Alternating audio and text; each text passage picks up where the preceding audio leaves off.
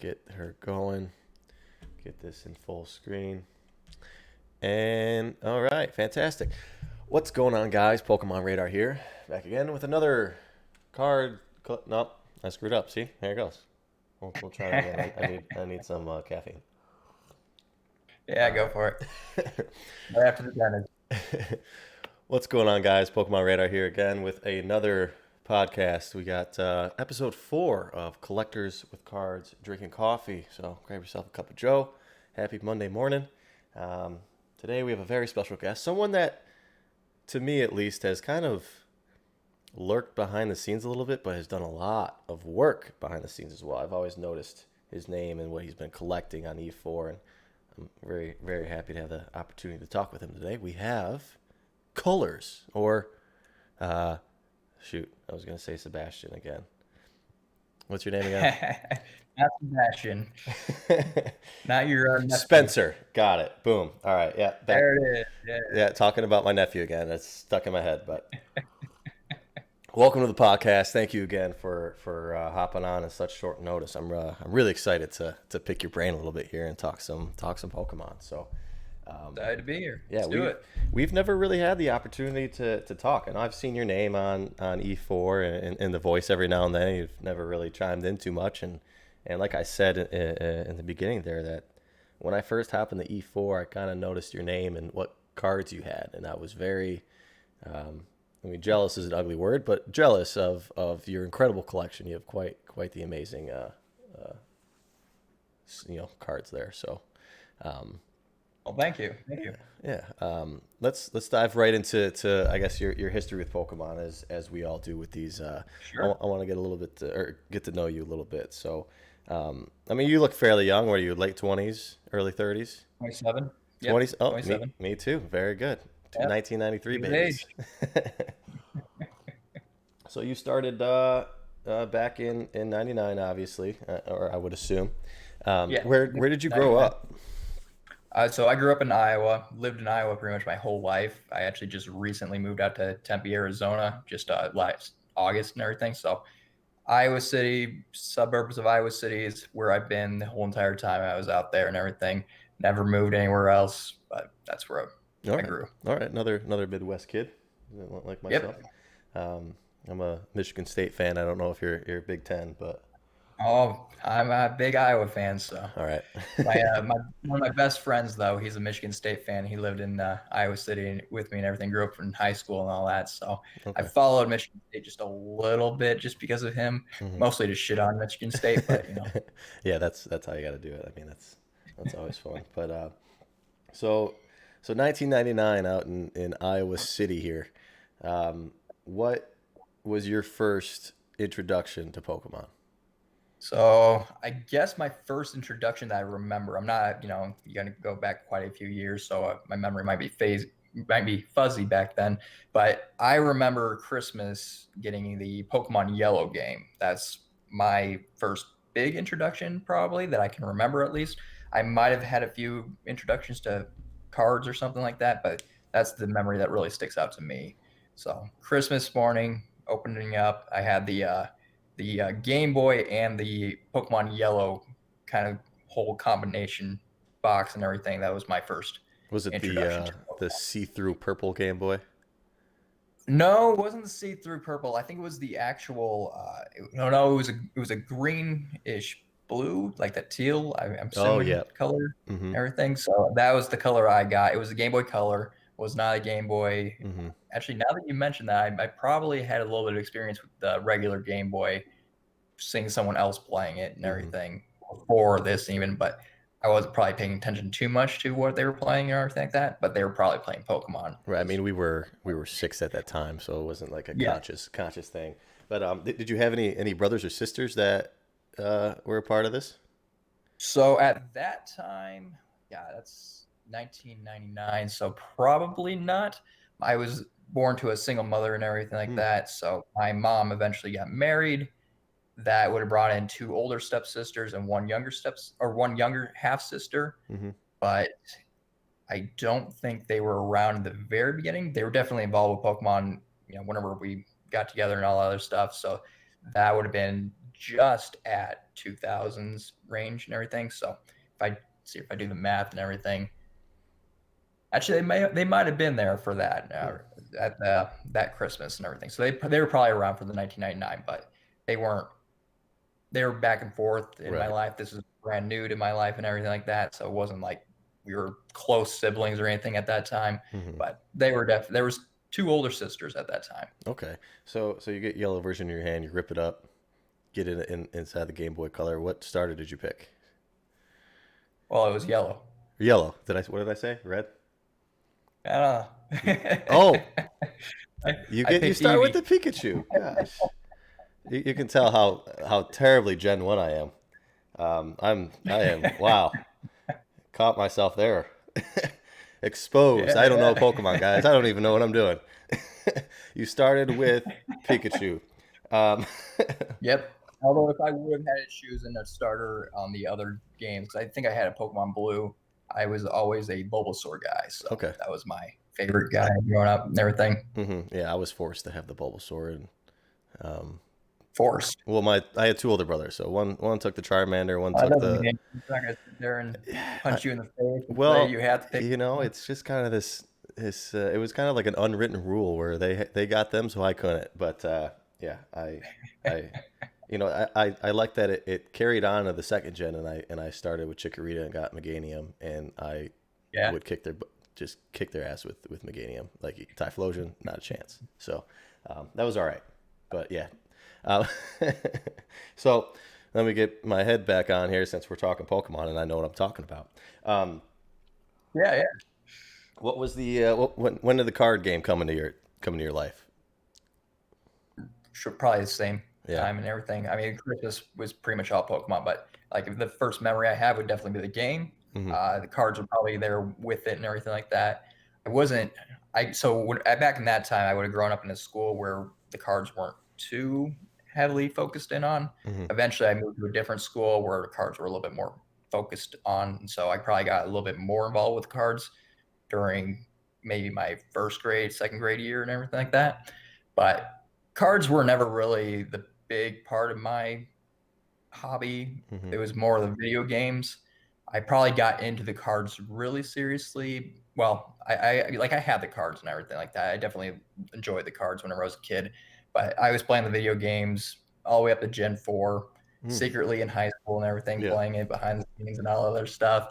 I decided to quit the video games a little bit. And so whenever I quit the video games, Pokemon had been a part of my life all throughout this entire period. And so I kind of refocused back in on the cards. And that's definitely the way that I kind of got into the hobby is just deciding I don't want to be completely out of Pokemon. I just want Hmm. to refocus what I'm doing, went into the cards, started learning about the cards a lot. That's probably the first step that most people do. I think they think, okay, well, I want all these Pokemon, and then you realize, oh, there's sets for it, and like I didn't know there was a set. Then you realize there's variations in the sets, and then you start just going down this rabbit hole of all the different cards that you can get. Well, when did you And get back in? Because I mean, I so it pretty would have early. been probably the senior year of high school because Oh that's wow. when Gen 4 was kind of done and everything. So I've been in this thing for 2010 as a Yeah. serious collector, probably 2011, maybe give me that 1 year to kind of grow into it and everything. Okay. But yeah, I was definitely a lot earlier than most of the E4 members are going to Hmm. be. Were you a Uh, part of the Poke Gym or what was yep, you were? Okay. yep. I was involved in Poke Gym a little bit, not too much, just kind of a in and out type person, getting some information back then. Surprised you know about Poke Gym. Someone tell you about that? Oh yeah, yeah. I mean, I've done like I'm huge on like the history of stuff, and when I Yeah. dived into Pokemon, like it was going like I just went on like the cards were easy to pick up on, like, oh, I know this, that and whatnot, but picking up on the history of Pokemon collecting was really interesting to me, and that's like part of why I'm doing this, because like, talking to Jem at Pokemon and S and Pratt and Gary and all these guys that were like honestly the people that built this hobby, Hmm. they're humble about it, but they built this hobby, and there's people like you who aren't as well known but are part of that conversation. um, it's just that stuff's really interesting to me. So like I've gone through those old forum posts on PokeGym that people put in E4 just to like reminisce. So I've Yeah, read up on it. It's really interesting to me. That's one of the big reasons why I wanted to have you on, because although we haven't talked, I figured you were in the game pretty early based on the cards that you have yeah. and what you're working with. So Yeah, yeah, definitely was in the game early. were you talking with those guys back then? Do you remember conversations with Dan or Charlie or Scott or? I mean, forum posts and everything like that. Mhm. Nothing like too personal or anything. Right. Just you know, talking to him and everything like that. I do remember Gary's posts and Scott's posts, and I don't know if I don't know Dan's or anything like that. Like nothing Hmm. so far into there. Might have seen them, might not have seen them. I memory is a little bit fuzzy back then Right. and everything like that. Yeah. But I was involved with the forums a little bit, probably just before PWCC, or actually, it would be the Pokemon Card Collectors Club back then. Hmm. The P, where PCCCCC. I don't remember. Yes, that one. Yeah, sure. Right before it became to that, right before most of the collectors kind of switched over, there was kind of that transition period Hmm. of Pokegym, and that was kind of like the two places they kind of went to, and eventually it all just went over to Yeah. uh, PCCC, the thing. So I was definitely a little bit involved in that type of era of the forum and everything, both the 50-50 on both of them. Hmm. I was kind of leaning more towards Pokegym at the beginning, and then eventually transferred over. So Okay. 2013, 2012 range. All right. So since there wasn't this big of a lag time between your Pokemon days, what did you do to start? You left the video game at Gen 4. Were you all Mhm. hyped up about Gen 4 Pokemon and buying the new stuff, or did you instantly go back to base set Jungle Fossil like most people do? Base set Jungle Fossil. Definitely. I didn't even want to do like fourth generation or anything like that because I knew it was going to keep going on. Hmm. So I definitely wanted something to kind of like be. I want an end goal. Hmm. So it was all the original 151 for me. It was never anything in Gen 2 or beyond. Really? Even though Gen 2 was definitely a little bit more my era as well. Yeah. I definitely grew up with that stuff and everything, but I just kind of decided I want a cutoff point, and so it was definitely the original 151, which kind of led me to at most gym challenge and everything, Hmm. base two maybe. That's where I cut off. So I was a Gen 1 collector my entire time. Eh, Even 2000, just for Japanese cards, I cut off the date at really? 2000. Okay. Yes, So just to kind of an arbitrary. were you opening packs? Were you just buying the cards off eBay? Were you grading? What was I was your interest? buying the cards off eBay mostly. I didn't really open too many packs. I never had too much of an itch. I've definitely opened up my fair share of packs and Hmm. everything just because time allows me to. But that wasn't really my focus. My focus was definitely on just getting the cards. And definitely, I got into grading very early. Okay. Uh, Although grading now versus grading back then is totally different. Hmm. And what I mean by that is back then there were certain cards that you just never even considered grading, like base first edition commons and uncommons and rares. You probably didn't even grade those. Now it's no question if you got a mint, you grade Now them and it's everything no like that. question you're grading unlimited rares and base Yes, sets. at this Yeah, point, it's it's kind of getting to that and everything. But yeah, so grading is definitely like I was definitely into grading them early, but not in the same level as people might understand it in today's market and hmm. everything. Just more of a I'm going to grade what makes sense and everything. And PSA nines are not what makes sense. But Right. So you had this sense in the beginning of, I mean, you were grading what was valuable. So were you doing a business on top of your collection as well, kind of, or? no, not really. So the business at the beginning, not really. At the beginning, it was definitely learning about the cards, acquiring the cards. After I've acquired the cards and everything, and I got a lot of the knowledge, I started understanding. Okay, I know what the cards are valued at, and at that point, it just became, why not? I can Hmm. buy this, and then I can resell it and everything like that. So kind of a little mini flipping then. Hmm. Uh, Eventually the prices started going up, and then I'm like, okay, there's no real point in flipping. It's more of an investment and hold type deal that makes more sense. So it was just more of a situation where if you can buy something cheaper than anybody else is going to sell it to you, why not? And Wow. if I can make money on it, why not? Yeah. But business aspect really didn't kind of kick in until maybe 3 years after that. So, started kind of 2010, and then kind of 3 years, 2013 is when I started realizing I could probably make money doing this and everything. And that's when I focused in on actually selling a little Hmm. bit. Well, I mean, that's incredible here, like to have that type of foresight. I mean, even I today, I struggle having that type of patience and foresight on some things. I mean, it is probably a little bit more volatile than it was then, but uh, Yeah. yeah, I mean, you seemed like you were very focused and disciplined on your goals and ideas with what you wanted to do with it. And um, I mean, for the people that don't know, I'm gonna pull up your eBay real quick. What's Go your for handle it. here? Pokemon Place. Yep. Um, That'd be it. I mean, I filtered it here to the highest and down. Um, Pretty depleted right now. it's yeah. So I was gonna say it's a little bit. I mean, it's still like incredible to look at just this first little page here, but it's depleted from some of the amazing things that I remember seeing over the years. I mean, we've got a pop. Is this a pop one? No rarity PSA 10 Charizard. No, no, How it'd be many are there? top five. I Pop think five. I think it says top six, but one of them's not really a no rarity. It's just an Uh, unlimited label as a no rarity. But Gotcha. you also have a BGS 10. You can count it as All six right. total if you really wanted to. Gotcha. You got the four position only cards. You got a bunch of first edition base. You just took down probably this morning the number three. Was it a 98 Pika that was up there? Yep, that would be it. Yep. All right. So before we dive into that stuff, because that's what I really want to talk to you about is trophy cards and um, because you are probably one of the few, at least in E4, that had or still have a decent position on some of these extremely rare historic cards.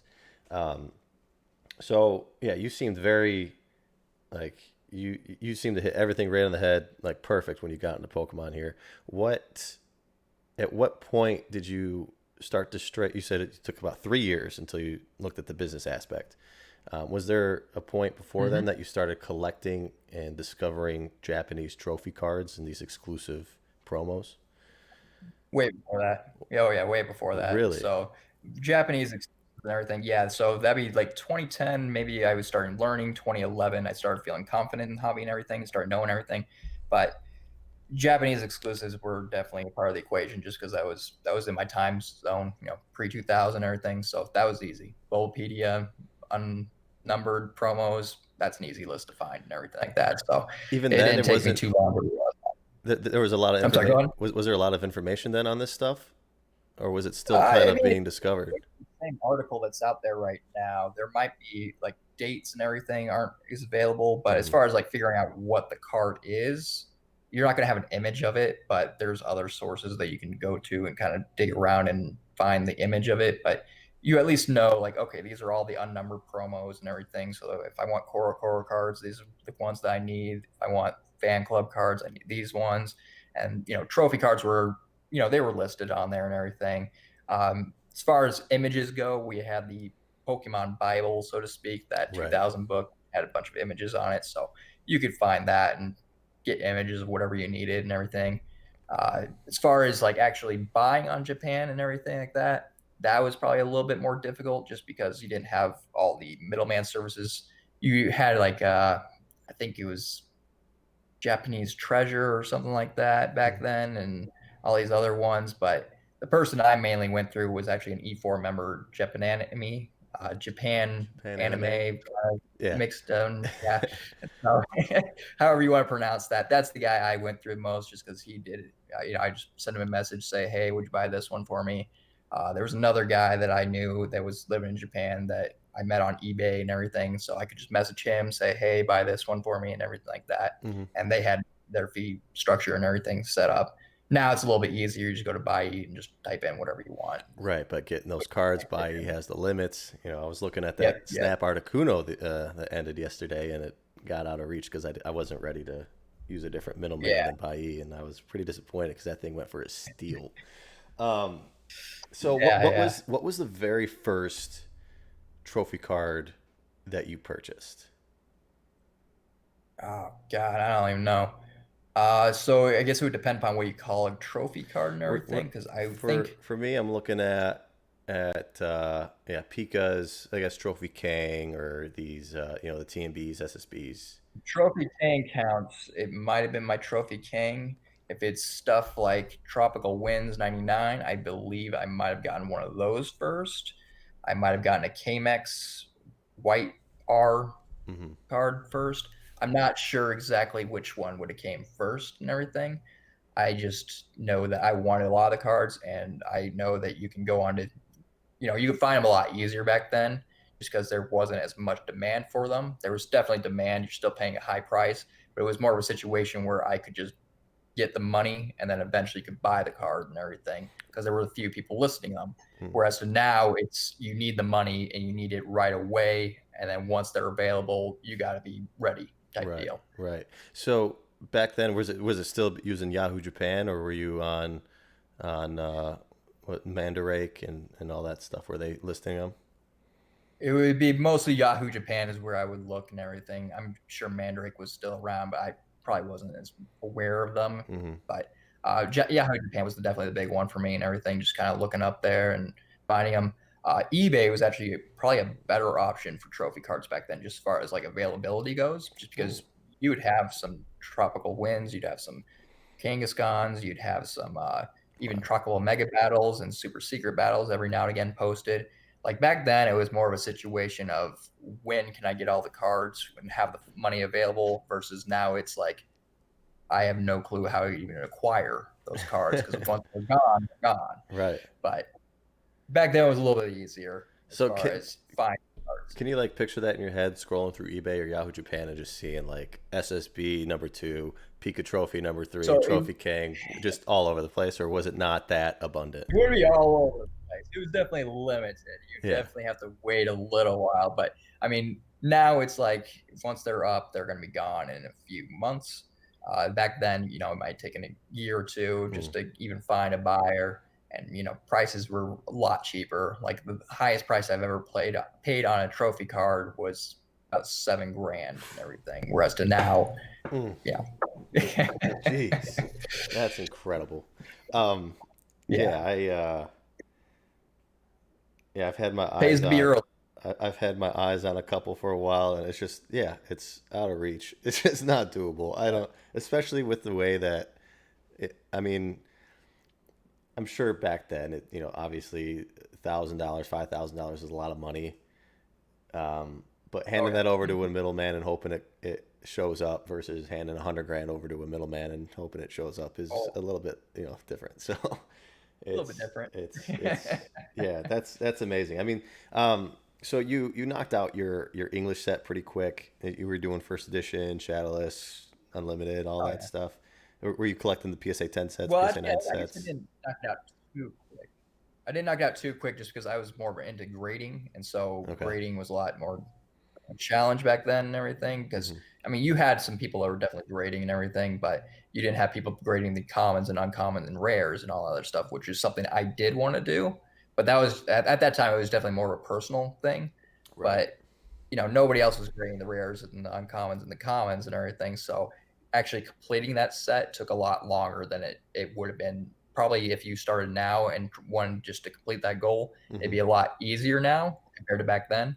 But as far as having the cards, yeah, I got those Hmm. relatively quick and everything. All right. So, um, since I mentioned that the Pika Trophy is no longer on your eBay, um, Nope. I don't want to I don't want to cross any lines here, but what's going on with that? Is it being sold?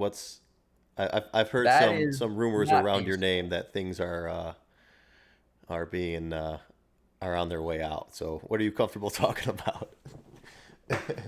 So I'm comfortable talking about most of it. I've been very upfront and open in most of my business dealings and everything like that. It's just more of the actual numbers. I might be a little bit more hesitant on some of them if they're on private versus if they're on public. Hmm.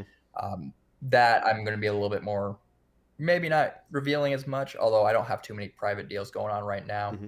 Um, but that's just more of a situation of respecting my customers, make sure that they don't have information going out that they don't want going out. But as far as what's going on, basically the Pika Trophy is not sold. That will be in my personal collection. I'm probably not going to sell it. My collection goals have changed a lot. I've kind of gone away from the high end collecting, and I've decided I'm okay with going a little bit more low end and just keeping my own cards for my own personal enjoyment and everything. And I guess a PSA 10 Charizard versus a binder Charizard doesn't do too much for me. It's Mm-hmm. nice as a status thing, but if in the end of the day, I'm okay with it being in a binder. So I'm okay with selling a lot of my collection off and everything as long as I have the cards. The exception, obviously, being the trophy cards. Hmm. Once I sell those are going to be gone forever. So I've decided I'm okay with only having one trophy card, and that Pika trophy is going to be my one trophy card for the time being, unless I decide to go for something else. Mm-hmm. But that'll be my trophy card. The reason why it was taken down is the no rarity Charizard was sold, and so Oh. that is basically going to be taken down. I'm still waiting for a little bit of things just to officially take it down, but that one will be going. And so I kind of took those as kind of my two like prize cards. Which one do I want to keep? That's why I put both of them up on eBay. Figured whichever one sells, I'll keep the other one, and Mm-hmm. I'll be happy with that. So, no rarity Charizard's gone. That one's sold. Pika Trophy staying with me. That'll be my prize card. I think With that's the right choice, and congratulations on that. Um, yeah, I mean, at this point, with where the market has gone, I mean, I think we all expected to get to these price points, but just not anywhere near this time frame. So it's life changing money. I don't care who you are, it's life changing money. I mean, um, people are selling their first edition base sets, complete PSA tens. It's life changing money. It's something that um, I wish I had, but I've been helping out some other people, do some dealings because I have some clients interested. But um, yeah, it's unbelievable what's happening, and I think it's really starting to change collectors' mindsets, like yourself. Of I'm okay with the cards that I have. I don't need it in pristine, perfect condition because that's not where the Mhm. nostalgia hits. It's that just having the artwork, having the card available to you, whether it's a binder or whatever. That's at least for me. That's how I love it too. Yeah, definitely. That's exactly how I feel about it. So it's okay for me to downgrade and everything. Most of my social circle have no clue what's going on with Pokemon anyway. So, Hmm. it's bragging on the internet to some people I don't even know. It doesn't bother me. Very good. Yeah. So I wanna ask you about PWCC here. So um, Sure. this was it August. So August we were supposed to have our first public eBay Trophy King auction, the PSA 10, Yep. and they posted a Mm-hmm. video. This is a friend of ours, um, and there was a Yep. mishap with the grading, potential damages, PSA, blah blah blah. So that is got Very taken unfortunate. off. Very unfortunate situation. Don't know what's going on there, but uh, once that kind of happened, we got word that another PSA 10 Trophy Kangaskhan was going to be on its way to PWCC soon, and I believe that's going to be yours. Who eat that? um, Yes. So I have sent out my PW or my PSA 10 Trophy King has gone out to PWCC. That is one of quite a lot of stuff that has gone out to PWCC. So there is.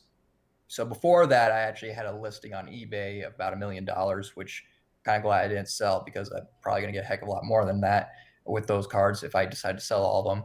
But I had a listing for $1 million, which showed off quite a bit of my collection. We had some. We had obviously the Trophy Kangaskhan. I had the PSA 10 Tropical Wind, PSA 10. What was it? I have the list here. Unicarp. I had a authentic tropical mega battle. I think it's with number two or number three, one of the two. I can't remember exactly. I'm trying to go off memory, and mhm. PWCC hasn't listed them on my page yet, so I can't just look at the list or anything. And I should have had some little note for myself, but I trusted them to not screw me over and everything. Yeah. But those are kind of the trophy cards that are going to go out there. I've also got like a BGS 9.5 Charizard first edition out there. So Hmm. there's quite a bit of high end stuff. In fact, if you like foreign cards, I got a ton of foreign PSA 10 Charizard, a couple of PSA 9 first edition Charizards from like French, German, Korean, Chinese, Italian, Dutch. So a ton of those going out there. PSA 10 Unlimited Charizard, just a lot of cards that are going out there that I've decided to kind of use PWCC to unload my collection off onto and everything. Impeccable timing. This is gonna be Yes. this is gonna be a great auction to watch. The last one we did, I did a little Twitch stream. We had everyone watching, and I mean, even that one was exciting. So to have these cards, it's gonna be, dude, I can't wait. I do have a Trophy Kang of BGS 9, so I'm really hoping that thing does well, just for That's personal awesome. interest.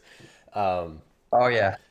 but yeah, I mean, we saw the BGS 9 Tropical Wind go for 20 grand Hmm. last auction block, and so I expect to see some good numbers coming out of those things for you. I'm really happy to really happy for you that you're cashing out a little bit, I guess, and moving on. I mean, what do you expect to do with the money? Can I ask that?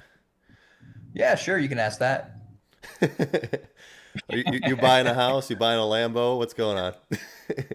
So probably mostly what I'm going to do is I'm just going to become a landlord mostly. I'll probably use the money, reinvest it into buying a lot of properties and everything, Hmm. not just a couple properties.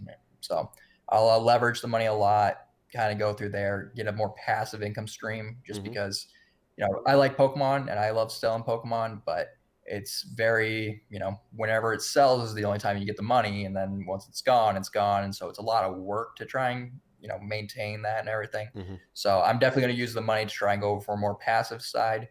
I do have a lot of my cards and everything. I'm still going to be selling on eBay and all this Right. other stuff. Probably not as heavily. Like I used to have like 300 to 500 listings. I think now I'm under 100 just because most of my stuff's been bought out and I can't get anything from PSA because nobody can. Right. So I'm pretty low on stock, but I'll still be selling and everything on the side. Yeah. If That they had the demand, I would. Yeah.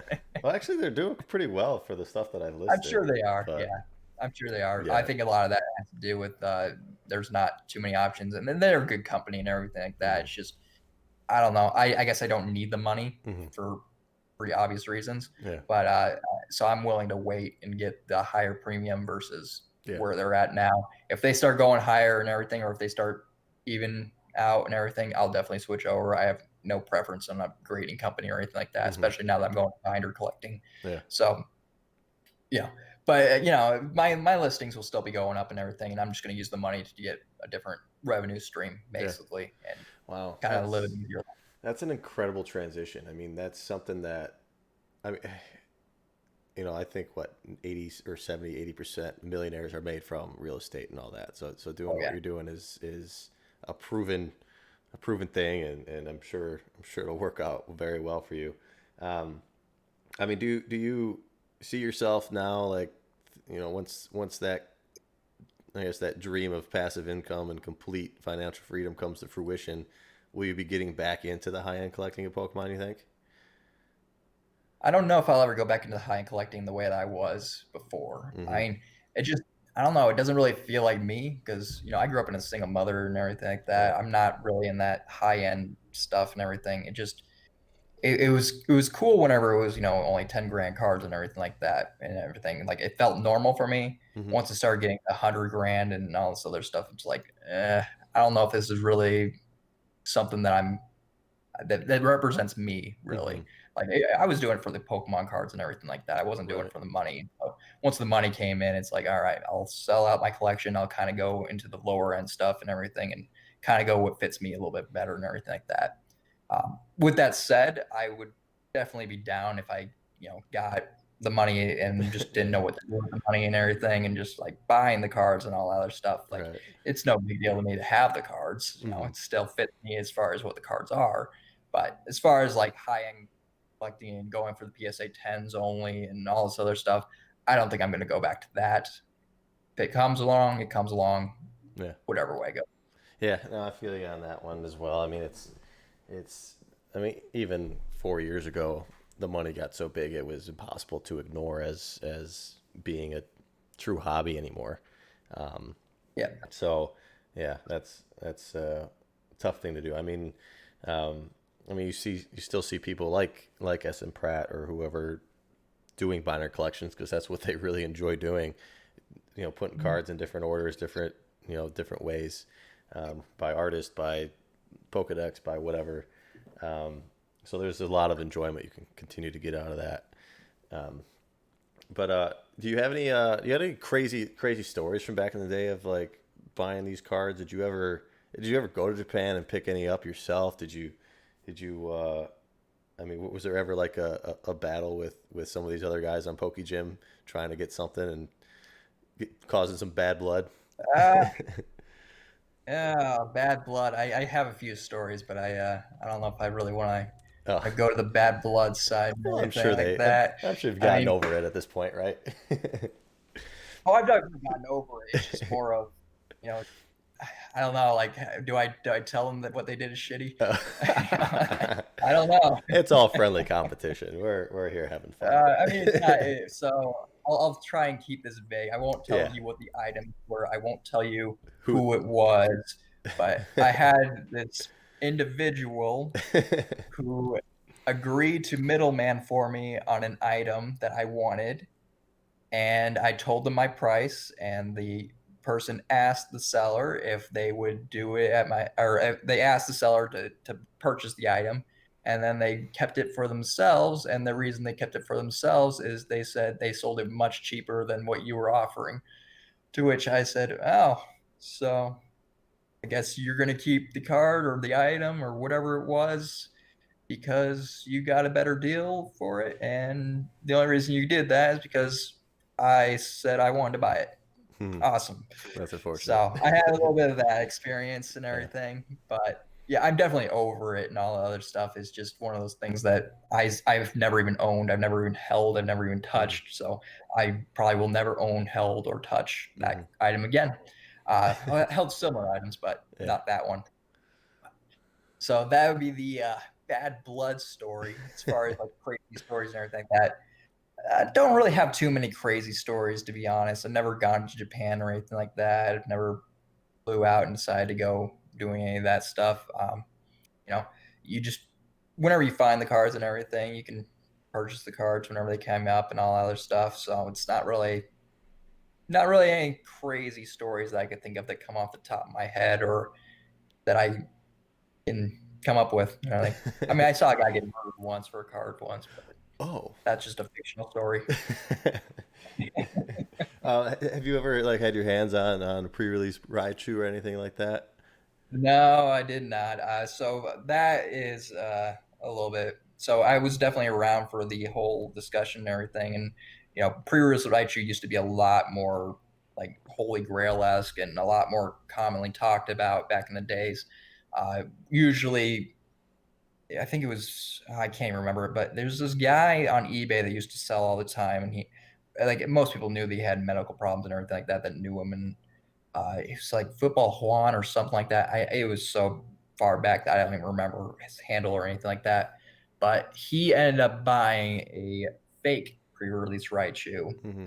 and it just ruined him. I just $10,000 out the door, and it financially he was struggling medically and everything like that, so he didn't have the money to begin with, and it once he didn't have the money, like he was going to resell the card, I believe, and it just ruined him to the point where he passed on, and it, Hmm. it, it definitely put a big, I think, kind of a knife in the heart of the pre-release Raichu for a lot Yeah. of collectors there, letting them know that, hey, look, this thing's getting faked a lot. There's no way to authenticate it, no way to prove it.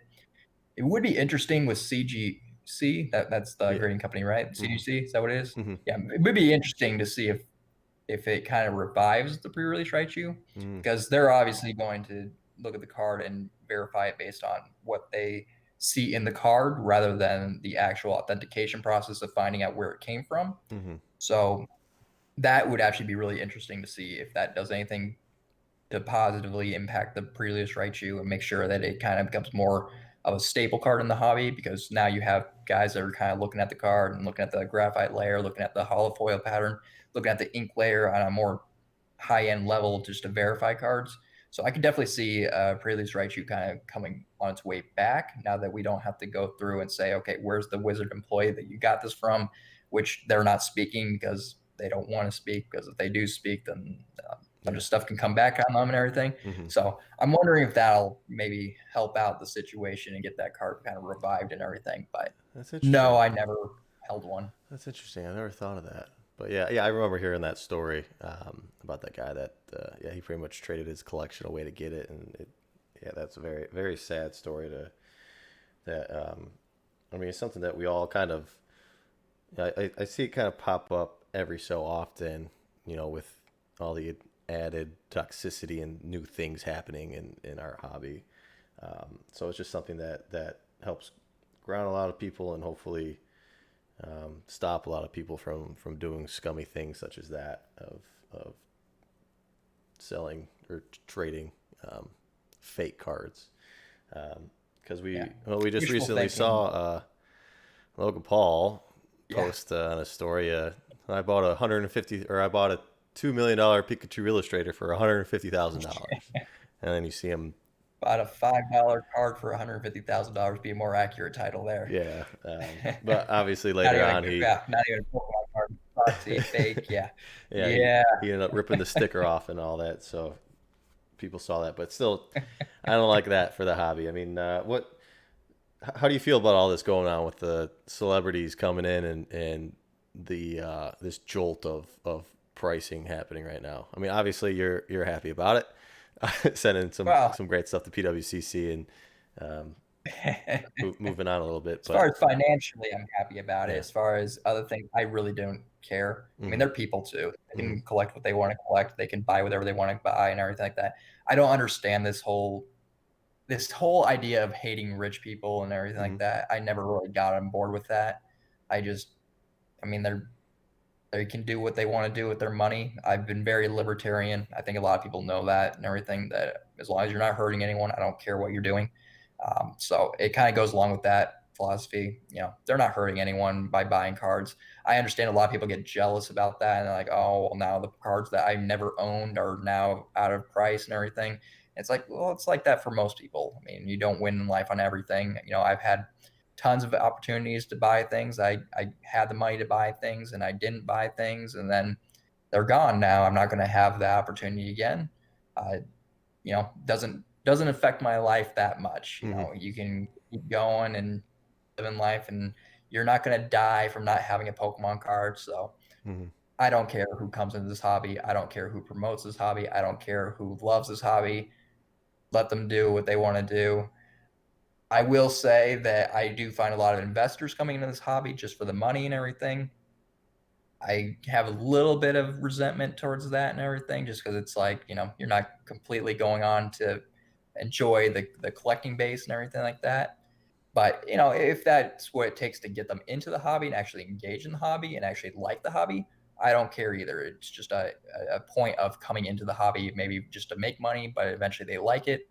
Cool. That's awesome as well. But as far as my opinions on who's in the hobby and everything like that, it's not relevant who's in the hobby.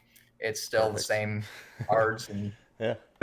Yeah, doing whatever no, you gotta do. that can't. Yeah, that's perfectly put. I mean, it's all up to you on your decisions and your goals, your discipline, and yeah, like you said, we've all had opportunities to buy these things that we're missing out on $10,000 unlimited PSA 10 Charizards. Like we all had the opportunity to buy them, and most of us didn't. Yep.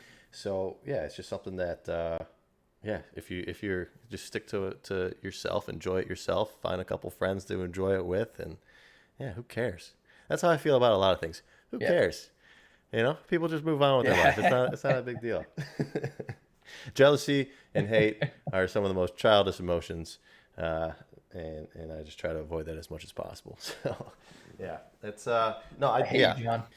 I'm in, I'm enjoying it a lot personally. I mean, I've had the opportunity to talk to some of these guys and try to educate them, but they're just going off doing what they want, just as anyone else would. So, uh, yeah, they're enjoying the things that they want to do: open boxes, sell, flip, invest, whatever. So, It's a lot of fun. Yeah, I appreciate the exposure and the engagement that more people are having with the hobby now. I mean, I've got, like you said, your friends that aren't really engaged in Pokemon. My friends now Mhm. are asking me. They're asking me questions. I got guys that are, oh, I want to complete the base set now. Can you help me out? What should I buy? Where should I buy? Do all this stuff, and I'm more than happy to help them. So just the random Oh yeah. people on Instagram, stop asking me. I don't want to. I don't want to help you I don't know you. Go away. but yeah. So when is this PWCC auction? It's October, right? End of October. Yeah, so it's supposed to be the 15th block, so 15th, and then it's supposed to end 9 days after that. So bring us down to what does that bring us down to? The 25th, 26th, and everything. Mm-hmm. So they still haven't. Oh, I can check that, I guess, right now. What Nope, it, still haven't put any of my stuff onto the my own marketplace and everything to check the titles and all that other stuff. But mm-hmm. I sent them an email, asked them when they're going to do that, and they said, "Well, we're doing the sports cards and all stuff." So I assume it's supposed to be sometime today that they're going to give me the titles and everything. Mm-hmm. But I don't know. Whenever they get it done, they get it done. But I was signed up for the 15th block. I don't know the PWCC system that much. If they're actually going to put my stuff on the 15th block or if they're going to put it on the second block, Mm. I don't know exactly. But that's when I have it scheduled and everything on my paperwork that I sent them. Sweet. Well, that's going to be really exciting, man. So you're just holding on to one trophy. You don't have any. You don't have any lower end or like PSA 5 Kangaskhan's or anything that you're gonna keep. You're No, just one trophy Pika No, and I always figured if I had the card, then I didn't need the second one or thing with yeah. those and all that. I mean, it was a grand I could spend on another card that I didn't own. Mm-hmm. But no, I don't have any of the other trophy cards. I guess I have a KMX. I think it's a 5 sitting Mm. over there. Yeah, I got a KMX 5. I'm probably just gonna sell that though.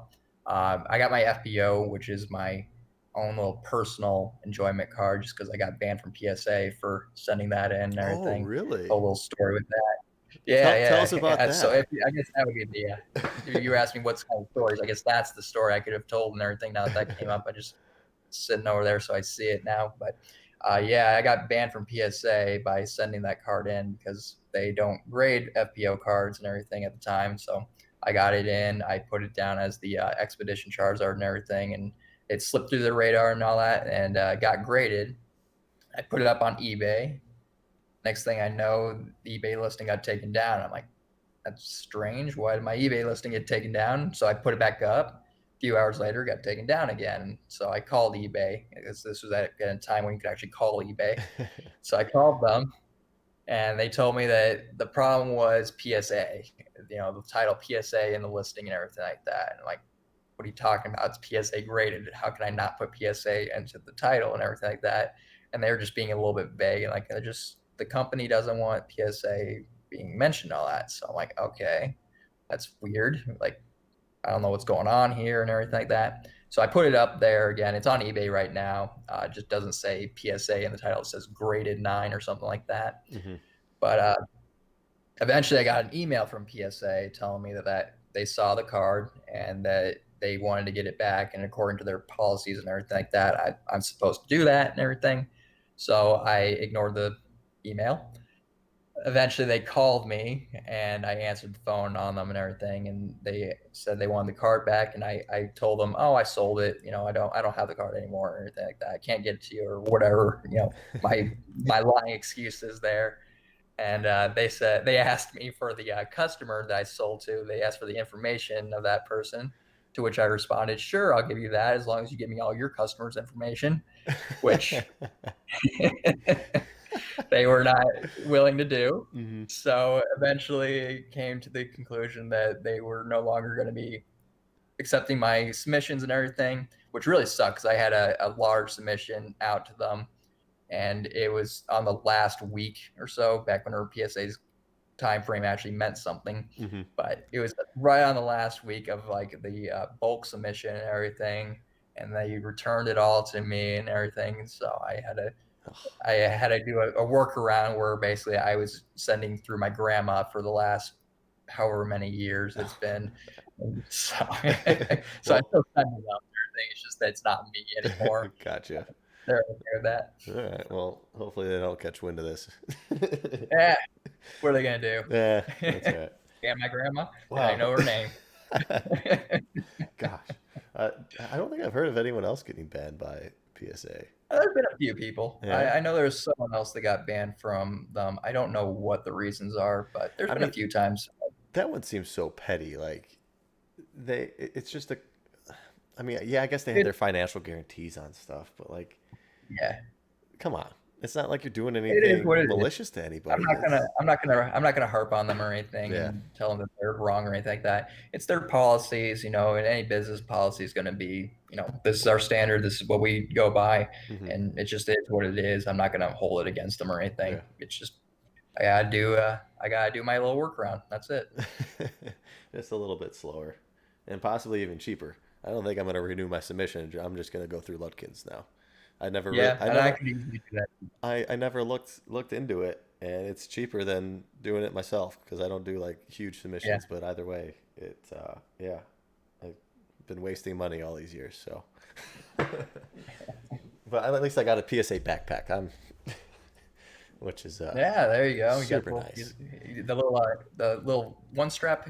No, Kind actual of. two strap little Oh, backpack. Yeah, well, now I'm jealous because I got the little carrying case and everything. I the didn't get little the backpack. laptop bag. Yeah, little laptop bag. That's what I got. Yeah, yeah. Well, yeah, I've got a bunch of stuff sitting there too, but I've been sending quite heavily to CGC, and um, yeah, like you, That's return. I just want things slabbed up and graded. I mean, if I lose 10% value on some of this stuff, whatever. If I need to cross grade them at some point, sure. Like, it's just a matter of getting them encapsulated, getting them ready for whatever moment I need. It makes it easier to part with them and get more value out of them. So I'm sure they'll catch up eventually. Absolutely. Um, Yep. but yeah, all right, cool. So other than completely moving out of the hobby, or no, you're not, but Not moving out. other than these binder collections, is there any focused goal next? Do you have a specific thing you're gonna start with? I really just completed my binder collections. Like, Mm. ironically, I've been so heavy focused on the high end cards and everything that I have a lot of holes in my binder collections that need to be filled out and everything, which is definitely the way I would recommend doing it. Buy the expensive stuff first. That way, when they go out of price, you're not out of the cart and everything. Hmm. So I've always been advocating that. So I actually have a lot of low end cards goals to finish up. I actually have big non-TCG collectors, so I have a Oh. little bit more of a challenge in actually finding some of the cards and everything. So like my Nasui set's pretty filled up a little bit, but I'm missing some key cards and everything like that, and that's been really difficult to find. I've been doing that for freaking 8 years. Whenever I find one, I can buy it and everything, Hmm. but those are hard cards to come by and everything, and they're not expensive or anything like that. They're just really hard to find.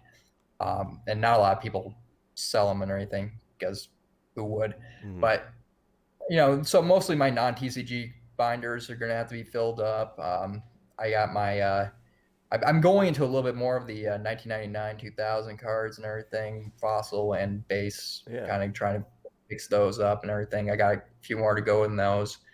But other than that, not really on my own personal collection goal. I might, although I'm selling a lot of the high end cards, so I'm selling off my fan club cards and everything. So I'm gonna have to rebuy those because I only had one of each of those. Hmm. So now I'm gonna have to buy the lower quality cards to put in my binder and Yeah. everything. So those are probably the high end cards that I got to go for. I don't think I'm gonna go for trophy cards or anything too expensive there. So Okay. kind of skip out on those. But I think Okay. the fan club cards are the ones I'm gonna have to pay the most money to Hmm. get and acquire. Yeah, absolutely. Especially once you hit that master key and master scroll. Oh, Um, I don't go that far. oh, you No, know. no, Okay. I don't, no Too original fan club cards. too So many points. the Magikarp, the Porygon, and the Eevee are probably the ones I'm gonna have to get. Okay. They're a little higher end, but Yeah. not that high end. I don't have to do that. Right. Yeah. No, Pre 2000. the 1999 to 2000 base, I think, is due for a little bit of an uptick here soon because of CGC. I think I just sent off like my starters and whatnot to them, Yeah. so that they would grade them. I know Beckett does it, but um, I just don't think it's a good fit for Beckett. I still think Beckett's just good for the high end cars for Pokemon. I think that's their niche with it. Highest end. Yeah. Um, but yeah, I got a pristine 10 Bulbasaur, 1999 2000, probably my best return out of Exciting. that. But yeah, I actually ended up selling my hollows. I had a binder set, or almost a complete binder set. I sold the hollows to David Person, and I had a PSA Oh 9 yeah. Charizard, but I sold that a little bit too early. Um, but Yeah. yeah, those Before the boom. those were fun to open though, because you never know if you're gonna get the hollow with the right date or not. I bought probably a booster box and a half worth from that Poland guy. Um, Uh-huh. I don't know, 2 3 years ago, and just ripped through them all. So I think I pulled two Charizards, one with the date, one without the date. Um, but yeah, that was Same box? he just sent me loose packs, so I don't Oh, okay. All I right. don't know if you're That's familiar with weird. that guy. He had packs forever. I think he's finally out of Really? them. But they Okay. had the Poland sticker on the back, and yeah, he was just selling them forever. I don't. Yeah, But yeah. yeah, that's a fun set to chase because it's actually pretty hard, and you Well, can't. I don't do booster box openings so Yeah, and well, everything. So I mean, I'm even not, I'm loose not the cards, gambler. like at card shops, like it's something that no one would really notice because it's not like Shadowless or Yeah. First Edition. It's really niche. So that's why, yeah, it's fun. Every time I see one, I get a little excited because I'm always looking at it. But even if they are beat up, um, Yeah. well, yeah. I Well, actually did that with my cousin. One of the few times that someone's shown me their cards that was actually worth my time because I saw my cousin had a bunch of 1999, 2000, yeah. and on them, and I'm like, all right, I'll take a look at them and everything. Hmm. Bought a few of them and all that off them. So, Nice. but you're definitely right about not noticing and everything Hmm. because Yeah. who would? Right. Yeah, that's one of the things that I tend to still keep to myself. If I'm ever like at a card shop, like I'm not gonna tell them. I'm gonna I gotta keep some secrets. But yeah, well, cool. I mean, this is gonna be this PWCC block, man. It's gonna be fun to watch. I hope you're on Discord voice during I it. will most likely be on the Discord at that time and everything, Okay. but I don't know how much I'm going to be speaking just Yeah, because no, you've been pretty quiet for a while, so no, we'll I'll speak and everything if yeah, people talk to me and everything like that. I yeah, have no problem talking to people, yeah. but it's just more of a I don't know. Do I want to let my enthusiasm out? Do I want my disappointment out? Well, hey, it's a couple hours. Why not? Let it all out. Enjoy it. I mean, Let it all you out. won. You did it. You beat the game, man. You're moving on to some bigger and better things while finding again I don't like know about the that. you're finding the again you're going back to the true love that you have with the hobby, which is I see what you're saying. with the binder collection, um, and yeah, it's gonna be an exciting time becoming a real estate tycoon and uh, I don't know about that. yeah, you'll get there. No, but yeah, thanks again, man, for being on the podcast, dude. It's really pleasure talking with you. I've been wanting to talk to you for a while, and um, it's you're kind of what there's a couple pillars within the hobby. I think you're one of the hidden ones that people don't know so much about. So I'm happy to finally get your story out there a little bit and see if people can really start to learn to focus on your goals, be disciplined, and don't miss out on opportunities. I'm happy being a hidden pillar, but it was fun doing this, John. Yeah, Really thank you. was. Thank you. Well, again, guys, check out his eBay Pokemon Place if you don't already know. And then keep an eye out for the PWCC auctions. It's going to be an exciting time. Some new record sales I expect to happen in our hobby. And yeah, I'll see you guys next time. All right, See cool. you later. Let me